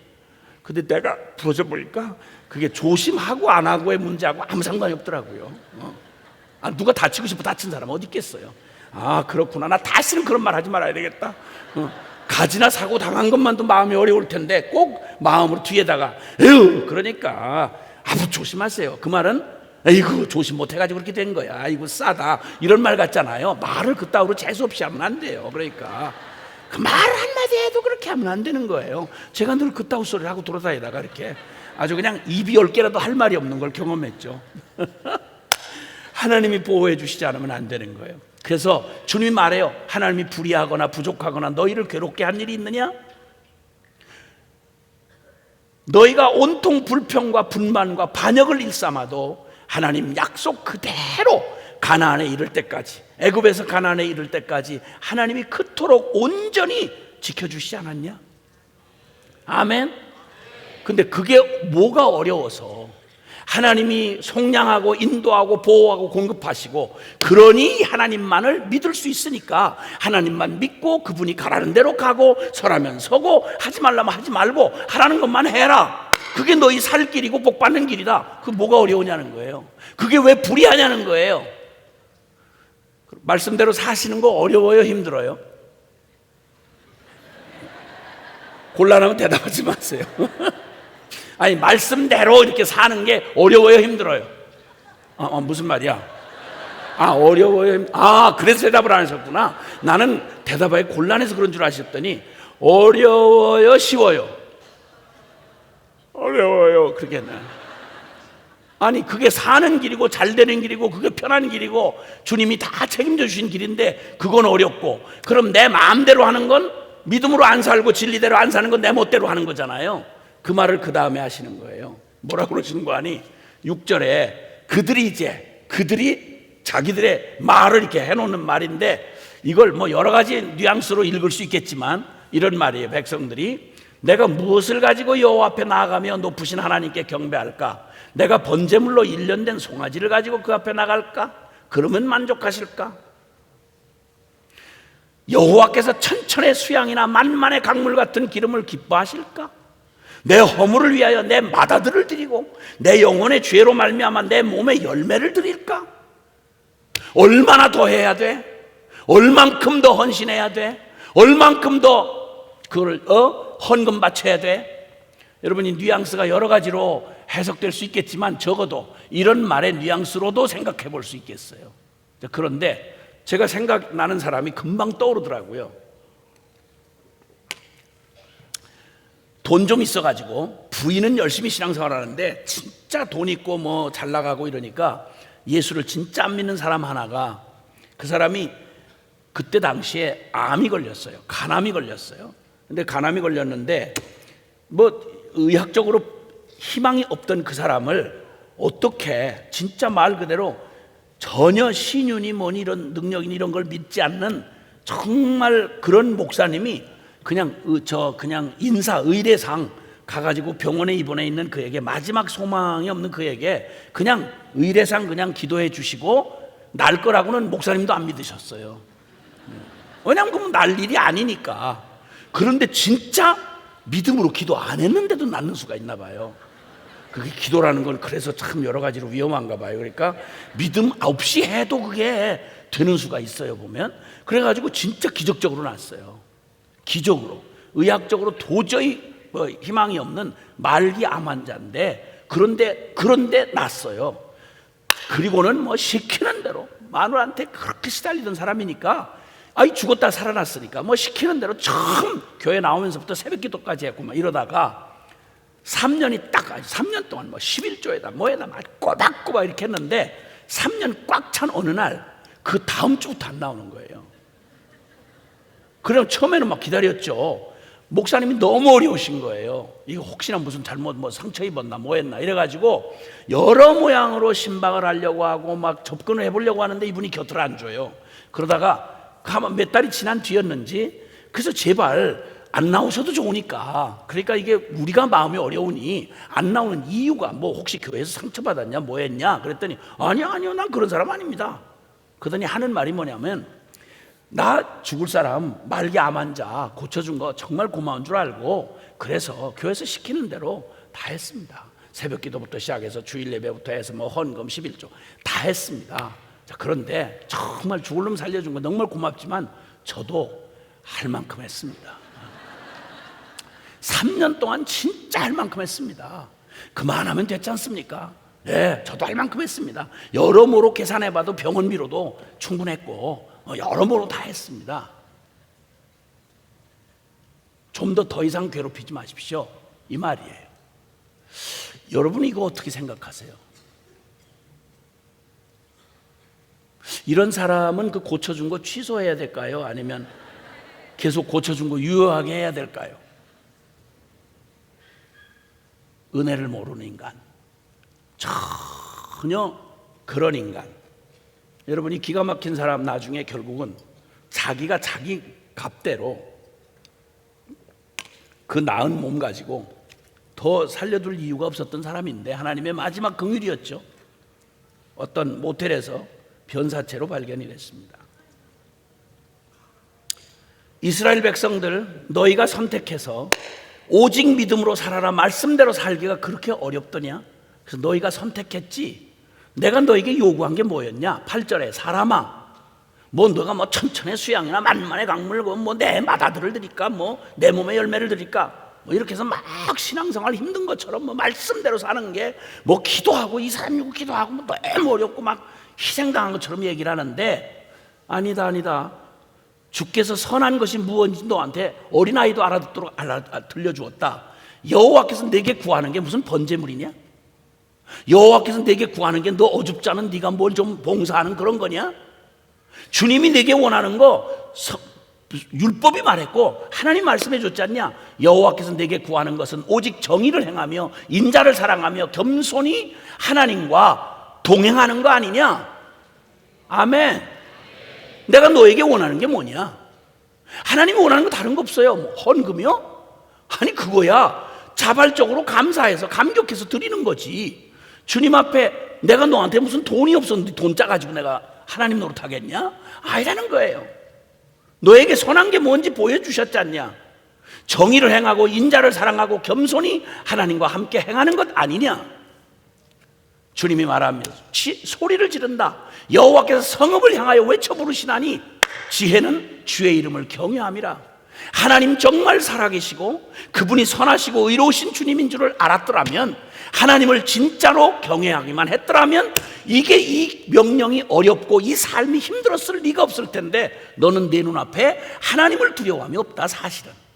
자, 그러니 네가 그거 짐으로 느끼고 하나님이 원하는 이거 싫어서 그거 짐으로 느끼고 네가 하고 싶은 대로 행한 그 결과가 어떻게 됐느냐? 13절 이후에 보니까 그러므로 나도 너를 쳐서 병들게 하였으며 내 죄로 말미암아 너를 황폐하게 하였나니 네가 먹어도 배부르지 못하고. 네가 선택하고, 나 말씀 싫어요. 나 그렇게 골치 아픈 거, 너무 딱딱한 거 싫어요. 좀 내가 살고 싶은 대로 살게 내버려 좀 둬요. 그 내버려 뒀더니 네가 원하는 대로 살았더니 어떠냐? 결론으로 말하면 다른 거 없습니다. 너가 먹어도 배부르지 못하고, 네가 하고 싶은 짓 그렇게 했지만 감추고 모아도 보존하지 못하고, 혹 보존된 것이 있다면 칼로 빼앗겼고, 네가 씨를 뿌려도 추수하지 못하고 감람류를 짜 모아도 너는 바를 수가 없었다. 여러분, 하나님 없이 살아가는, 내가 살고 싶어서 내가 주인 되어 살아왔던 내가 하고 싶은 짓 한번 마음껏 해보라는 거예요. 말씀 순종하는 게 어려우면 말씀 벗어나서 한번 내 마음대로 한번 살아보라는 거예요. 그랬더니 내가 어떻더냐 이 말이에요. 기도 안 하고 살았더니 어떻더냐는 거예요. 기도하는 시간 그렇게 힘들고 어렵다고 뺀질거리고 기도 안 하고 살아서 그 시간만큼 따로 내가 사는 동안 네 삶이 얼마나 기름졌냐, 얼마나 성공했냐 이 말이에요. 예배하는 게 그렇게 안 있고 깨도 아깝고 그렇게 힘들었으면, 남 섬기는 게 그렇게 안 있고 힘들어서 네 하고 싶은 대로 네 배짱대로 했더니 네 가정 무슨 꼴 됐니? 네 공동체 어떻게 됐냐? 너 그 알량한 자존심 이거 버리고 겸손히 회개하고 했더라면 좋았을 일을 네 자존심 계속 팍팍 승질 부려가면서 살았더니 너 어떻더냐? 네가 알지 않니? 하나님이 주어준 모든 말씀이 멍에와 같고 족쇄와 같아서 제발 좀 나를 이렇게 묶지 마세요. 제발 나를 자꾸 잔소리하지 마세요. 제발 나를 이렇게 딱딱하게 그렇게 극단으로 밀어붙이지 마세요. 날 좀 내버려 둬 보세요. 그래 했더니 어떻더냐 그 말이에요. 지금 그 얘기하는 거예요. 그 시대의 사람들이, 미가가 외치던 바로 그 당시의 사람들이 그토록 하나님 앞에는 인색하면서 하나님이 주시는 모든 말씀을 멍에처럼 여기면서 흔한 말로 세속화되고, 흔한 말로 인본주의되고, 흔한 말로 말씀보다는 세상에 눈치 봐가면서 적당하게 타협하면서 멋있게 살았더니, 그래 세련되게 살았더니 괜찮더나 이 말입니다. 네가 결과를 보지 않느냐? 네가 애를 쓰고 먹긴 이것저것 쫓아다니면서 먹는데 배부르지 못하고 만족하지 못하고 항상 헛헛하고 속이 빌 것이고, 감추어도 네가 감추고 애끼고 양심을 막 그 갈등을 느끼면서까지 네가 모으고 감춘 거, 그거 너한테 살 되더냐? 그거 어디 가서 한꺼번에 그거 뺏기는 수 있잖아요. 내버려둬도 갔다가 헌금해야 되는 엉뚱한 데 갔다가. 이 모든 일들 그 근원을 16절에 보니까 너희가 오므리의 율례와 아합집의 모든 예법을 지키고 그들의 전통을 따르니 내가 너희를 황폐하게 하며, 이 말의 모든 근거가 한마디로 말하면 다른 거 아니에요. 오므리의 율례와 아합집의 모든 예법이 뭐냐면 우상숭배인데 쉽게 말하면 자아숭배했다 이 말입니다. 오직 나. 하나님의 법이 어렵고 율법이 어렵고 주님을 섬기는 게 어렵다는 말은 어려워서 어려운 게 아니에요. 지가 하고 죄 짓는 일은 지 정욕대로 사는 건 더 어려워요. 더 힘들어요. 그런데도 지가 원하는 걸 하기 때문에 힘든 줄을 모르고 갈 때까지 가는 거예요. 몸뚱이가 병들 때까지, 가정이 엉망진창이 될 때까지, 내 영혼이 썩어 문드러질 때까지 가도 모르는 거예요. 그 모든 너의 이걸 하나님을 짐으로 알고 네 멋대로 살아왔던 그 모든 것들이 근원이 뭐냐면 내 주인 되고 내 멋대로 자아숭배하며 그렇게 살아왔던 그것이 그게 바로 너의 삶의 결과였다. 자, 너는 무엇을 내게 행하였느냐? 나는 내가 너에게 행한 것하고 네가 나에게 행한 것하고 한번 비교해보자. 누가 옳으냐 이 말이에요. 사랑하는 여러분, 주님의 이 논고에 재판정에 서서 하도 주님 보고 색 난리를 치니까 그래, 네 말 그대로 한번 고소해봐라. 하나님 때문에 난 못 살겠어요. 힘들어 죽겠어요. 뭔 요구가 그렇게 많아요? 어떻게 이 세상을 살면서 오직 믿음으로 살아라고 그래요? 이렇게 항변하는 그들에게 주님이 그래, 네가 나한테 행한 거하고 내가 너한테 행한 거하고 누가 옳은지 한번 보자. 주님은 너를 속량했고 인도했고 보호했고 공급했어. 그 하나님을 오직 그 하나님만 의지하고 믿음으로만 살아가는 거야. 염려 근심하지 말고 사람 눈치 보지 말고 세속을 따라가지 말고 네 배짱 끌리는 죄에 유혹되어서 도살장 끌려가는 돼지처럼 그렇게 끌려가지 말고, 왜냐하면 끝이 파멸이니까. 어려워도 네 감정과 안 맞아도 오직 믿음으로 살아라. 오직 진리로 살아라. 아멘. 네 힘으로 살지 말고 오직 기도로 주님의 능력을 의지하고 살아라. 이게 왜 너에게 짐이 되냐? 이게 왜 너에게 무거운 멍에가 되느냐 이 말이에요. 그래, 그 멍에 실어서 그거 벗어던지고 네가 네 스스로 살았더니 어떤 결과가 왔느냐? 여러분, 이 말을 미가 선지자를 통해서 이 말을 외치는데 7장의 이 논고 앞에 할 말이 없어요. 재앙이로다 나여, 끝장났구나. 나 끝장났구나. 믿음을 저버리고 내가 내 멋대로 산다고 살아온 삶이 인생 헛살았구나. 텅 빈 바구니밖에 없구나. 비기만 하면 좋겠는데 거기에 더러운 쓰레기 잡것이, 여기 지저분한 모든 것이 덕지덕지 붙어 있구나. 나는 어찌하면 좋겠는고. 그들 개인들의 탄식이었으며 하나님의 복의 근원대라던 이스라엘의 부패와 썩어짐의 모습이었습니다. 그리고는 추수 때가 지난 황량한 들판과 같은 바싹 마른 가지에 열매가 하나도 없는 것 같은 우리의 모습, 1절이 말하고 2절은 경건한 자가 세상에서 끊어졌고 정직한 자가 사람들 가운데 없습니다. 여러분, 오직 말씀대로 삽시다. 오직 기도로 삽시다. 오직 믿음으로 삽시다. 외쳤던 주님의 그 모든 그 성실하신 주님의 외침을 외면했던 이게 BC 700년경이 됐을 그때쯤, 여기 인미가 선지자가 일하던 그때, 요 얼마 안 있다가 이 경고를 끝내 듣지 않은 이스라엘은 바벨론 포로로 처절하게 망합니다. 그 죄값을 그대로 본인들이 선택한 그 미끼를 물었던 그 비참한 낚시꾼에게, 사냥꾼에게 덫에 걸린 짐승처럼, 물고기처럼 그냥 꽹 채로 바벨론으로 끌려가서 그렇게 악착스럽게 버티던 그들 모두가 그 영광스러운 하나님의 축복을 요만큼도 쓰지 못하고 모두가 비참한 멸망으로 치닫게 되는 겁니다. 바로 그 직전에 이 소망 없는 위기의 때를 향하여 이 탄식 같은 말을 외치고 있습니다. 부지런히 악을 행하고 부패와 타락이 지도자로부터 사회 전반에, 이웃으로부터 가족조차 서로 믿을 수가 없는 거짓으로 얹어 서로 속고 속이는 기가 막히고 암울한 절망의 때를 맞이한 것입니다. 여러분, 우리 기도가 점점 멀어지기를 시작하시면 결론은 뻔합니다. 내 힘으로 산다는 얘기거든요. 아니, 꼭 기도 2, 4, 3, 6, 5 얘기하는 것만 아니에요. 뭐 이사삼조고만 기도겠습니까? 기도가 우리의 삶에 무슨 이유로든 간에 기도가 우리의 삶에서 자꾸만 힘을 잃어가고 자꾸만 자리를 밀려나고, 그래서 그 기도가 사라지기를 시작하면 아무리 사역이다 명분이다 무슨 소리를 다 해도 말할 깊이 연구할 필요 없어요. 그건 이미 우리의 영적인 건강의 바로메타예요.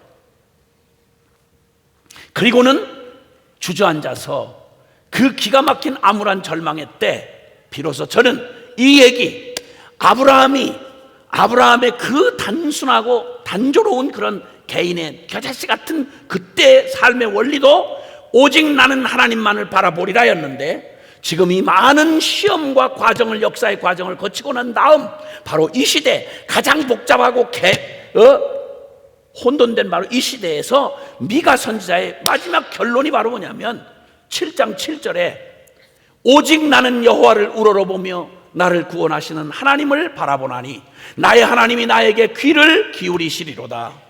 아멘. 나는 오직 하나님만을 우러러보고 나는 나의 구원의 하나님만을 바라보리라. 오직 나는 하나님만을 바라보리라.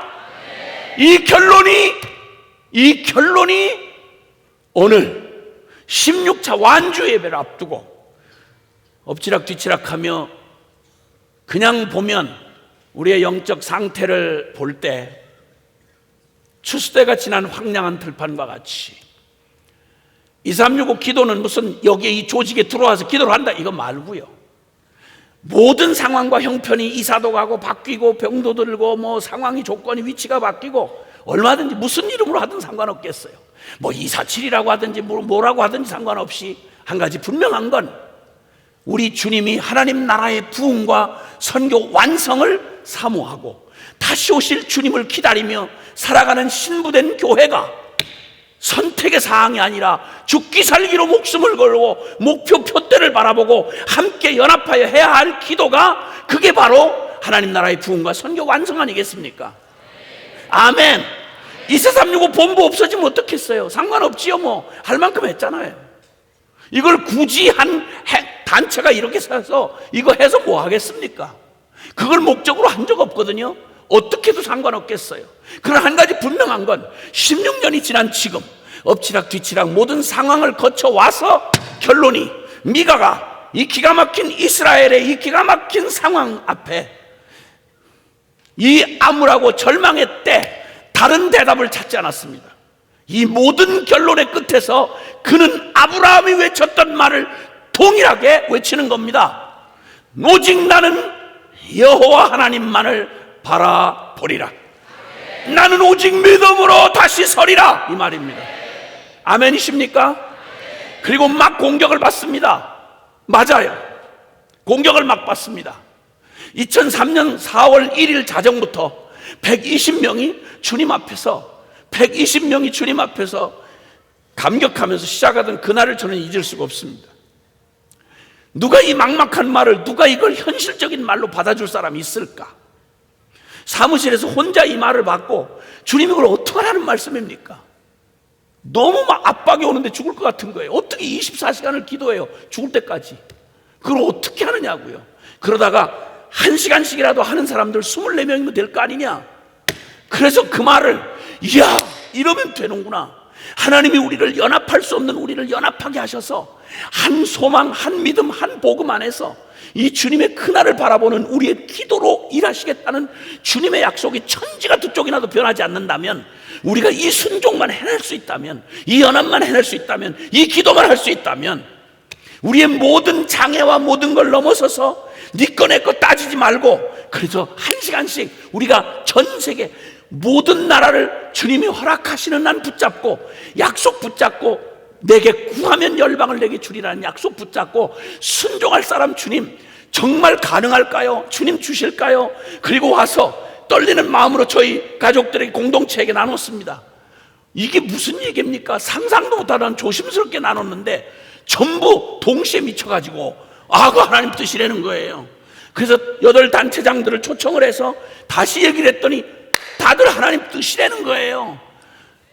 그리고는 가슴 설레는 마음으로 이게 몇 번이나 갈까? 4월 1일 자정 1시, 2시, 3시, 4시 이렇게 시간들을 작정하고 우리 한번 이걸 한번 시도해 보십시다. 한 달이나 가겠나 싶었습니다. 어떤 사람에게는 다니엘 기도도 있으니 하루에 3번 세 타임을 할 사람 해보라. 한 달을 3타임을 순종을 하니까 사람이 완전히 이게 생리 구조가 바뀌어버리는 거예요. 이게 완전히 라이프, 이 타임이 바뀌어버리는 거예요. 죽을 것 같으니까 나중에 허옇게 질려가지고 와서 도저히 살 일이 아니라고, 이건 더 이상은 못할 것 같다고 이렇게 말을 하는 바람에 나도 모르게, 나도 감당 못할 얘기를 한 거죠. 이거 주님 오실 때까지 한다고 대답을 해놨는데 난 진짜 더는 못 살 것 같아요. 그래서 저도 모르게 대답하기를, 그럼 주님 빨리 오시면 되겠네요. 이랬더니 한숨을 하고 다시 그 기도의 자리로 다시 돌아갔습니다. 엎어지고 자빠지고 하면서 그걸 전부 카피를 해가지고 그걸 한 주일마다 1000명이 다 될 때까지 그걸 복사를 해가지고 그 봉투에다, 서리 봉투에 이렇게 해서 등기로 다 보내고 그거 전부 전화로 알람을 하고, 이렇게 원시적으로 시작할 그때는 아무것도 없었어요. 조직도 없고 자료도 없고 그리고 어떤 경험도 없고 아무것도 없었습니다. 아브라함 때와 같이 그때는 오직 믿음밖에 없었습니다.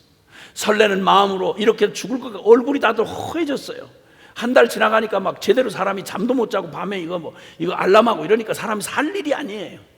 사역은 그대로 하는데 이게 될 일이 아니에요. 그래서 독립된 기도 2365 본부가 세워지고 그러면서 한 걸음 한 걸음 오다가 정말 감격스러운 일, 주님의 정말 하나님의 사람들의 마음을 모두가 한 마음을 주셔가지고 정말 감사하게 그 모든 순간에 이 선한 목자 교회는 하나님께서 정말 하나님의 기도자들이 함께 할 수 있는 터를 제공해 주셨고 늘 같이 함께 참여하시며 같이 격려해 주셔가지고 정말 이 영광을 볼 때까지 함께 달려와 주셨고, 거기에 2만여 명이 가까운 사람들이 복음 앞에 서고 난 다음 그 결론을 피해갈 수 없는 사람들이 거기에 설레는 마음으로 이를 기도학교에 오고 그걸 알람을 받아가면서 이렇게 하기를 약 2만여 명의 사람들이 기도자로 헌신을 했습니다.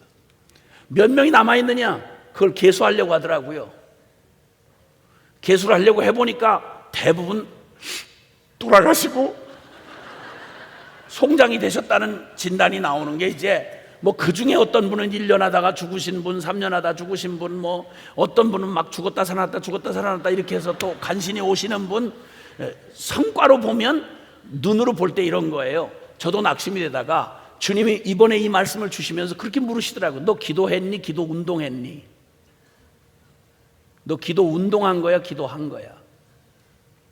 기도를 했다면 믿음으로 했냐? 라고 도전을 하시는데 입이 탁 막혔습니다. 아하, 내가 또 운동했나 보다. 기도 운동이라면 실패같이 보이는 거예요. 그러나 만약에 기도를 했다면 기도는 실패가 있을 수가 없는 거죠. 할렐루야. 주님 앞에서 그 말도 안 되는 그 상황을 지나오는 동안 우리는 수많은 도전 앞에 서 있습니다. 너무 많은 상황들이 우리를 압박합니다. 한 분 한 분 개인의 삶을 다 이해할 수밖에 없는 상황들입니다. 그럼에도 불구하고 오늘 지금 이 시간 이 자리에서 16차 이 감사 완주 예배 이 자리에서 주님 앞에 받고자 하는 말은 그겁니다. 먼저는 우리의 공격받는 우리에게 여기 지금 이 미가 선지자는 이렇게 말합니다. 8절에 나의 대적이여 너희 사단아 나로 말미암아 기뻐하지 말아라. 우리 지금 이 꼬라지 보고 조롱하고 공격하지 말아라. 아멘. 너희 사단 이놈 너 나로 말미암아 기뻐하지 말지어다. 나 엎드러졌어. 맞아, 엎드러졌어. 3년이나 엎드러졌어. 어떤 경우는 10년이나 엎어져 있었지. 엎드러졌어. 맞아. 그리고 나 어두운 데 앉아 있어. 맞아. 나 내 신앙도 지금 잘 감당 못하고 복음으로 한번 대시해봤다고 했다가 이거저거 부딪혀가지고 나 지금 엉망돼가지고 지금 어두운 데 앉아있어. 맞아. 네가 말하는 사실 그거 맞아. 근데 너는 네가 말하는 그 사실은 너는 잘못된 사실을 알고 있는 거야. 내가 서로 그렇다 할지라도 너 기억해. 나의 대적이여 너 나 때문에 기뻐하지 마라. 24365의 상황이 어떻든 개인의 상황이 어떻든 우리의 현실이 어떻든 우리의 믿음의 삶이 어떻든 상관없어. 네가 나를 정죄할 권한이 없어.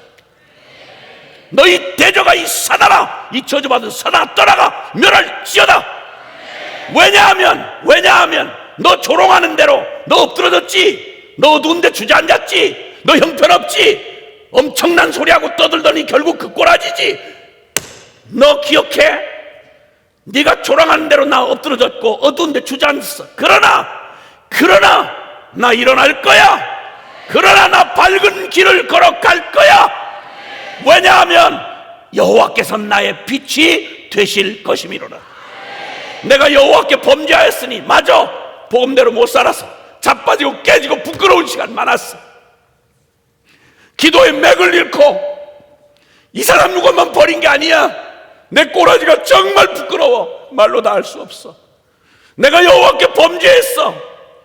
그의 진노를 내가 당할 수밖에 없지. 왜? 하나님은 이루시니까. 그러나 기억해, 너 입 닥쳐. 마침내 주께서 나를 위하여 논쟁하시고 내 죄값을 치러내시고 심판하시며 주께서 나를 인도하사 광명에 이르게 하시리니 내가 그의 공의를 보리로다. 할렐루야.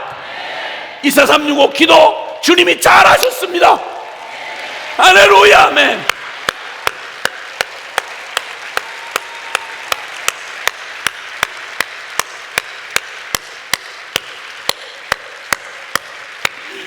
여러 모양으로 우리를 격려하시고 다루시고 주님이 우리를 이끌어오신 것, 주님 잘하셨습니다.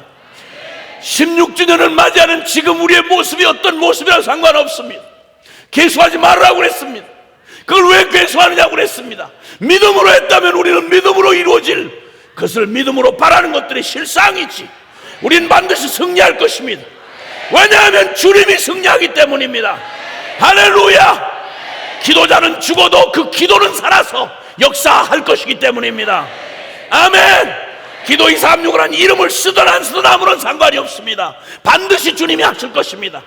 그러나 굳이 다른 게 아니라면 굳이 딴 걸 할 이유가 뭐 있겠습니까? 할 수 있는 일인데, 그래서 주님이 놀라웠게도 그 주님이 그의 중심을 보여주십니다. 나는 너를 반드시 너를 인도해서 광명에 이르게 할 거야. 내 공의를 너에게 보게 해줄 거야.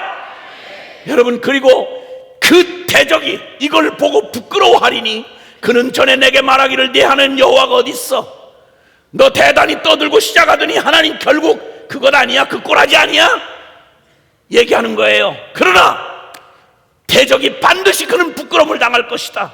여호와께서 그를 거리에 진흙같이 밟으리니 그것을 내가 보리로다.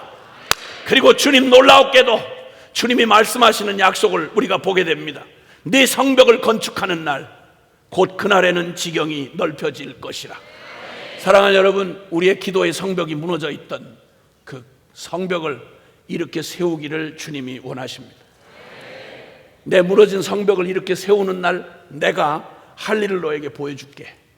네 지금 무너져 있는 그것 괜찮아. 몇 번을 넘어지고 몇 번을 무너져도 상관없이 너 지금 정신 차리고 내가 아는 만큼 거기 다시 내 벽을, 기도의 성벽을 쌓아. 그러면 그날에는 지경이 넓어지는데 얼만큼 넓어지는 거 아니? 너는 너 하나의 기도의 지경을 넓혔다고 하는데 주님이 말하기를 12절에 그날에는 아수르에서 애굽 성읍들에까지, 애굽에서 강까지, 이 바다에서 저 바다까지, 이 산에서 저 산까지의 사람들이 내게로 돌아올 것이다. 여러분, 우리가 지금 이걸 보고 있습니다. 오늘 우리는 이 완주 예배를 통해 그 일을 보고 있습니다. 그러므로 우리의 성벽을 다시 세워야 합니다. 우리 성벽을 건축하는 날, 11절 네 성벽을 건축하는 날, 오직 주님의 거룩한 거룩으로 세상과 너의 그 무너진 성벽을 건축하고, 무너진 기도의 성벽을 건축하고, 거룩한 진리의 성벽을 건축하고, 주님 앞에 너의 성벽을 건축하고 세우는 게 바로 이 열방을 바다에서 바다까지, 해 뜨는 데서 해 지는 데까지 하나님의 역사를 보게 하는 증표가 될 것이다. 할렐루야. 그리고 주님이 그 놀라운 일을 이루시고 그 엄청난 그 약속을 받고 난 다음 이제는 갈멜 속 삼림에 홀로 거주하는 주의 기업의 양떼를 먹이시되 주여 그들을 이끌어내사 바산과 길르앗에서 먹이시옵소서. 홀로 외롭게 싸움하던 우리를 이끌어내셔서 주님 이제는 멋진 원수들 앞에 자랑하듯이 우리를 무리지어 하나님의 거룩한 백성들의 영광을 이 세상 가운데 나타내 주시옵소서. 할렐루야. 내가 애굽 땅에서 너 나오던 날과 같이 내가 그들을 기적을 보여주며 그들을 승리케 하리라. 여러분, 어떤 과정과 실패와 경험이 우리의 목을 졸라올지라도 기억하십시다. 불가능을 오직 전능한 하나님을 믿는 아브라함의 믿음처럼 똑같이 믿음을 오직 나는 여호와만을 바라보리라, 이 믿음 가지고 오늘 우리 다시 일어서십시다. 우리 성벽을 다시 쌓으십시다. 그러면 주님께서 행하시는 영광을 보게 될 것입니다. 주와 같은 신이 어디 있겠습니까? 하나님이 이제 주님이 기도 2436호를 또 다시 한번 우리에게 처음 출발하던 날처럼 하나님께서 우리에게 세우셔서 이제는 무거운 짐이 아니요 여호와께서 나를 괴롭히시는 그런 괴롭힘이 아니라 내 영광에 이제는 나의 자발적인 결정으로 내 성벽을 쌓아 하나님의 영광을 보는 주역이 되도록 하나님 우리에게 새 일을 행하시는 것입니다. 기도하겠습니다. 여러분, 우리 두 손을 좀 드십시다. 나 성벽이 무너진 나의 성벽을 인정하시는 분, 주님, 내가 이 성벽을, 무너진 성벽을 당신 앞에 세우겠습니다. 기도가 무너져 있었습니다. 거룩이 무너져 있었습니다. 주님의 진리의 말씀에 순종을 서약한 것들이 무너져 있었습니다. 예배가 무너져 있었습니다. 여러분 영혼 안에, 저와 여러분의 영혼 안에 이 완주 감사 예배를 즈음해서 하나님의 거룩한 영광 앞에 우리가 응답했던 그날을 기억하면서 내게 무너진 이 성벽을 다시 세우시는, 우리의 모든 죄악보다 크신 하나님의 긍휼을, 우리의 모든 연약함보다 더 크신 하나님의 사랑을 우리가 의지하고 두 손을 들고 주님 앞에 너 통회하고 겸손해라. 그러면 주님이 너를 소성케 하시리라. 주님이 이 밤에 우리의 영혼을 소성케 해주실 겁니다. 우리의 영혼을 뜨겁게 해주십니다. 주님 앞에 이제 우리의 이 영혼 안에 작은 겨자씨처럼 이 불씨를 일으켜주시는 이 밤의 역사가 바로 온 인류가 맞이할 운명의 역사인 것입니다. 겨자씨처럼 이 땅에 일어나는 일을 보게 되는 것, 우리 안에 성벽을 회복하시고 그 성벽을 통하여 온 열방을 회복하시는 주님 앞에 우리가 회개를 드리며 주님 앞에, 하나님 앞에 나의 무너진 것을 인정하고 이제 믿음으로 취하여 서서 주님 앞에 고백하며 나아갈 때 주여 우리를 부르시고 한 번도 후회한 적 없으시고 우리의 반역에도 불구하고 우리와 변론하시며 끝내 우리를 찾아와 우리를 설득하시고 우리를 소성케 하시는 주님 앞에 감격으로 우리 주님을 주여 간절히 부르고 기도하겠습니다. 주여! 주여!